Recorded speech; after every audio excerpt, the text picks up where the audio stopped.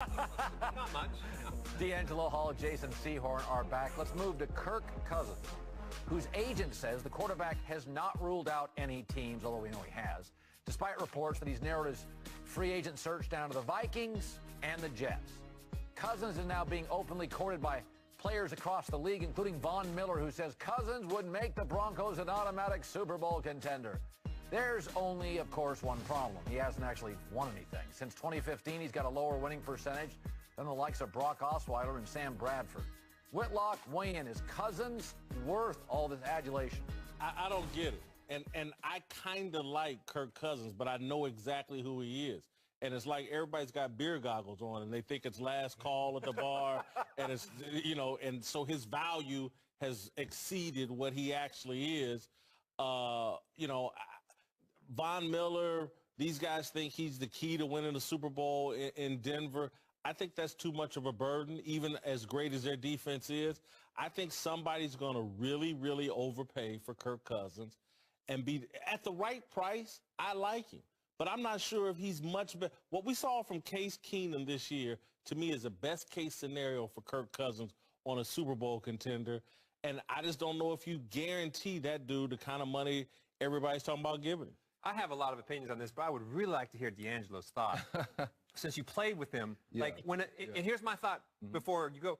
When a team says, you're good, we don't want you, we're going to take that guy. Like, think about it. They have a guy in-house. Quarterback is the most important part of a team. You got to have that player. And the Washington Redskins have said, we have one in-house.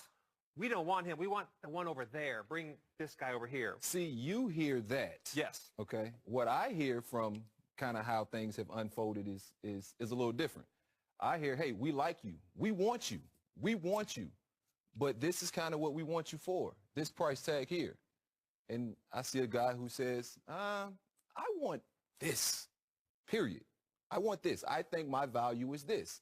And so it's not a situation, I've said from the jump, if money was not a factor, I'd take Kirk Cousins over any of these other free agent quarterbacks. Just because I know him, I know I can trust him, I know the kind of guy he is, I know he's going to prepare, and I know he's going to be a really good player. Like you said, he's probably not a great player, you know. I give the great players are the guys who have Super Bowl rings right now, you know. And so I don't give him quite that mantra yet, but at the same time, I can't look at just his numbers and say, oh, because he's not winning games. I played on some of those defenses, and so I'm a little bit to blame too. We're all to blame. It's not strictly on him, the quarterback, to win those games. I felt, not the front office, no one else, I felt personally as though he just didn't want to be there because Kurt is a very smart guy. He's very calculated. He's very mature, beyond his years sometimes. And so knowing how smart he is, I thought he would be smart enough to say, hey, if I take $25 million, which is a lot of money, maybe I can go get another receiver. Maybe I can get a really good running back. Maybe I can get another offensive lineman. Heck, maybe I can get a pass rusher on defense that'll help turn the ball over. Instead, I felt like he said, it's not about the money, but I want X amount % of the salary cap. I feel like that's fair, and that's what I want. And so for me, I kind of felt like, well, Kurt, we have a little bit of holes that we need to, you know, fix. And we just can't be the kind of team we want to be and keep moving forward and pay you that type of money.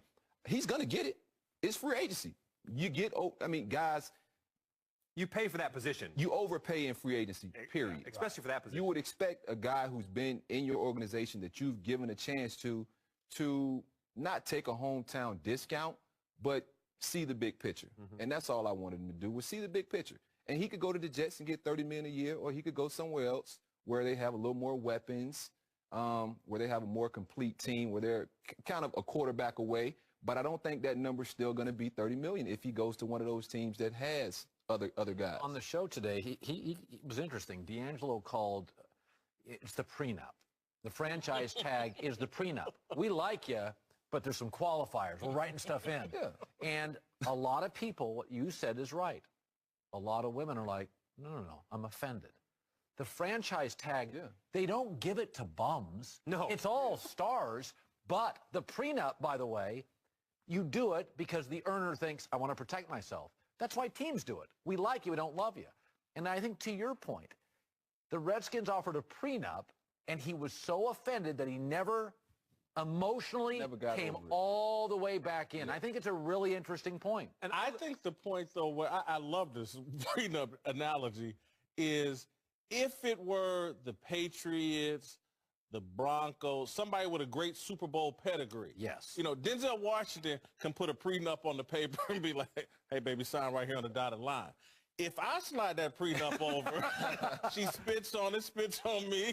What are you talking about? Right. Some of this is the Redskins have been, could I argue this? The Redskins have been fairly dysfunctional. Kirk's probably thinking, I ended all the chaos. I gave you stability. I'm not signing a prenup. I'm not, because I do think the franchise tag, there was a reservoir of anger here. Yeah. He didn't like that. He didn't get that commitment. And what you said is interesting to me. You said basically also from the Washington standpoint with him wanting to go is we are more than just a quarterback away from winning. Mm-hmm. I mean, you're saying we need a running back, a receiver, a defense, like you need some pieces. So from Washington's standpoint, now all of a sudden hearing you see a different light. You're like, it's kind of brilliant. You go get the guy over there, discard the guy you've been paying $25 million a year to, okay? Save yourself $10 million by paying Alex Smith, whatever, and go buy some more pieces in free agency. Now you're a better football team? Isn't it crazy? I mean, to me, it would be so obvious. Go make 18 with the Vikings. 2-star receivers. Dalvin Cook comes back. A defense that holds everybody to 18 points. Good. I can't believe you said he's smart. It's so obvious. It's money right now, though. He's kept this negotiation and just his feelings so close to the vest. Like, even guys in the locker room really didn't know, you know, how he felt about the situation because he never really talked about it. And so until he comes out and makes a decision and we can kind of judge for ourselves, hey, is he going strictly for the money? Is he going to a better team? We're all kind of in the same situation where we just don't know. And I told somebody earlier, until Kirk sits down and gives an interview and we kind of pick his brain, no one can really know what went wrong and how things transpired and how he perceived things. All I can do is say, as being in that locker room, this is how I felt like he perceived it. You know what I mean? Because I'm the same way. We gotta go. I feel like he perceived being dissed for all these years by Coming up at the 30, if LeBron is seriously considering joining the Lakers, he may